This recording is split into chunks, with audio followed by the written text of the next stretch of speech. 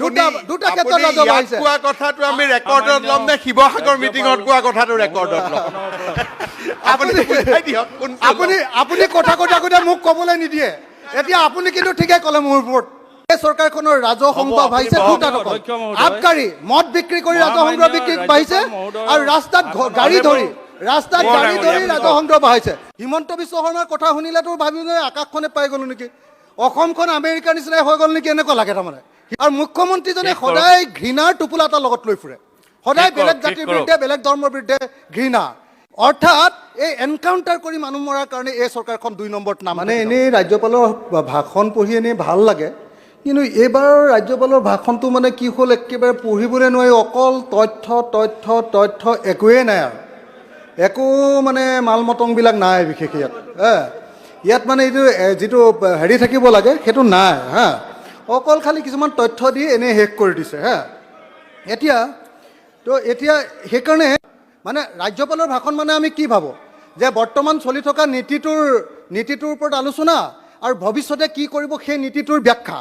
কিন্তু সেইবিলাক একো নাই ইয়াত নীতি ঘোষণা নাই একোৱেই নাই মুঠতে কি আছে অকল তথ্য আছে হিতাধিকাৰী কিমান দিছোঁ সেইটো আছে কেন্দ্ৰীয় পৃষ্ঠপোষক আঁচনিৰ পৰা কিমান পইচা আহিলে এইটো আছে সেইবিলাকৰ বাহিৰে বাকী একো নাই আৰু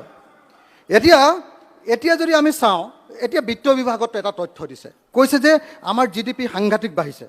GDP আমাৰ সাংঘাতিক বাঢ়িছে বুলি কোৱাৰ কাৰণে মই আমাৰ ৰিজাৰ্ভ বেংকৰ মানে গোটেই তথ্যটো চালোঁ handbook of statistics on Indian states একদম লেটেষ্ট যিটো 31 মাৰ্চলৈকে গোটেইবিলাক তথ্য 2023 চনৰ 31 মাৰ্চলৈকে পুৰা তথ্য আছে তাত চালোঁ যে সঁচাকৈ আমাৰ GDP বাঢ়িছে নেকি তো তেতিয়া যেতিয়া চালোঁ তেতিয়া দুইটা বস্তু দেখিলোঁ যে 2017-18 বৰ্ষত আমাৰ GDPৰ পজিশ্যন আছিলে GDP মানে GSDP বুলি কয় আৰু ষ্টেট হ'লে মানে GSDP বুলি কয় GSDPত আমাৰ পজিশ্যন আছিলে 18-19ত আকৌ 18 অলপ তালৈ তাৰপাছত আছিলে 19-20ত 17 20-21ত 17 21-22ত 17 22-23ত 17 তাৰমানে এক লাইনো আগবাঢ়ি যোৱা নাই একদম যিমান আছিলে তাতে আছোঁ কিন্তু ইয়াত একদম এনেকুৱাকৈ কথাটো কৈ দিয়ে যে একদম মানে বহুত ডাঙৰ কাম হ'ল যেন লাগি যায় হিমন্ত বিশ্ব শৰ্মাৰ কথা শুনিলে তোৰ ভাবি আকাশখনে পাই গ'লো নেকি অসমখন আমেৰিকাৰ নিচিনাই হৈ গ'ল নেকি এনেকুৱা লাগে তাৰমানে হিমন্ত বিশ্ব শৰ্মা ডাঙৰীয়াৰ ভাষণ যেতিয়া শুনো কিন্তু ইয়াত যেতিয়া দেখিলোঁ তেতিয়াই দেখিলোঁ একোৱেই নাই তাৰপাছত পাৰ কেপিটা ইনকামটো চালোঁ এইবাৰ পাৰ কেপিটা ইনকাম চাম দেই 34খন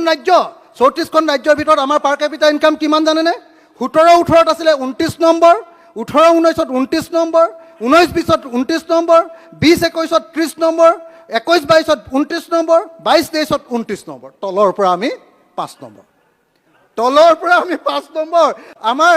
আমাৰ আজিৰ দিনটোৰ ইনকাম কিমান জানেনে এজন অসমীয়া মানুহৰ ইনকাম 1,18,000 টকা মাত্ৰ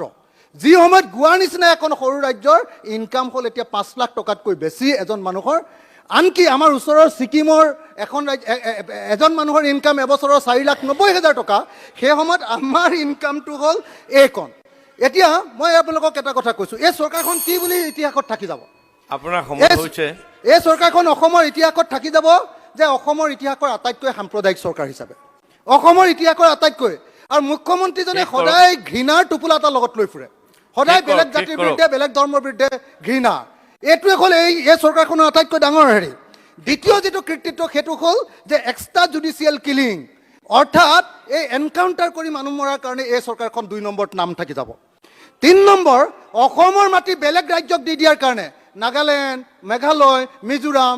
অৰুণাচল প্ৰদেশ এইবিলাকক বিনা বাক্যব্যয়ে মাটি এৰি দিয়াৰ কাৰণে এই চৰকাৰখনৰ নামটো ইতিহাসত থাকি যাব আৰু 4 নম্বৰ নামটো থাকি যাব ৰেকৰ্ড কৰিবলৈ লোৱাৰ কাৰণে ৰেকৰ্ড মানে বিহুত ৰেকৰ্ড আমুকত ৰেকৰ্ড এই ৰেকৰ্ডত যে উঠিবলৈ নামটো এইটোত আমাৰ চৰকাৰখনৰ নামটো পুৰা থাকি যাব দেই আৰু ইতিহাসত নাম থাকি যাব 5 নম্বৰত আটাইতকৈ ধাৰ লোৱা চৰকাৰ হিচাপে আটাইতকৈ ধাৰ লোৱা চৰকাৰখনৰ নাম হিমন্ত বিশ্ব শৰ্মাৰ বিজেপি চৰকাৰ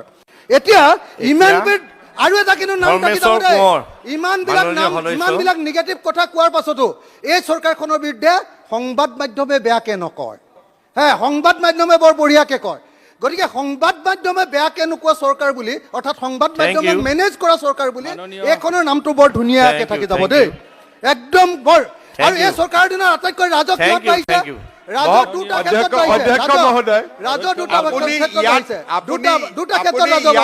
কথাটো আমি ৰেকৰ্ডত ল'ম নে শিৱসাগৰ মিটিঙত কোৱা কথাটো ৰেকৰ্ডত ল'ম আপুনি বুজাই দিয়ক কোনটো law? আপুনি কথা কৈ থাকোঁতে মোক ক'বলৈ নিদিয়ে এতিয়া আপুনি কিন্তু ঠিকে ক'লে মোৰ ওপৰত আপুনি কৈ থাকোঁতে Thank you. মোক 1 মিনিট আমাৰ শেষ কৰি honorable দিয়ক member ধৰ্মেশ্বৰ কোঁৱৰ। এতিয়া মুখ্যমন্ত্ৰী ডাঙৰীয়া আহিছে আৰু দুটা কথা ক'লে তেখেতে আৰু শুনি ভাল পাব নাই নালাগে আৰু সময় দুটা হৈ কথা গৈছে, সময় হৈ গ'ল বহুত। এই চৰকাৰখনৰ ৰাজহ সংগ্ৰহ ক'ত বাঢ়িছে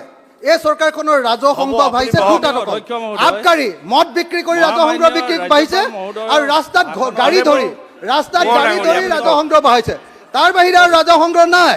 আৰু এই চৰকাৰখনৰ আটাইতকৈ ডাঙৰ ৰাজনৈতিক কষ্টটো কি আছিলে এই চৰকাৰখনে অসমৰ বিশেষ ৰাজ্যৰ মৰ্যাদা কৰ্তন কৰালে বিজেপি চৰকাৰ আহিলে অসমৰ বিশেষ ৰাজ্যৰ মৰ্যাদা কৰ্তন কৰিলে অসম চুক্তিৰ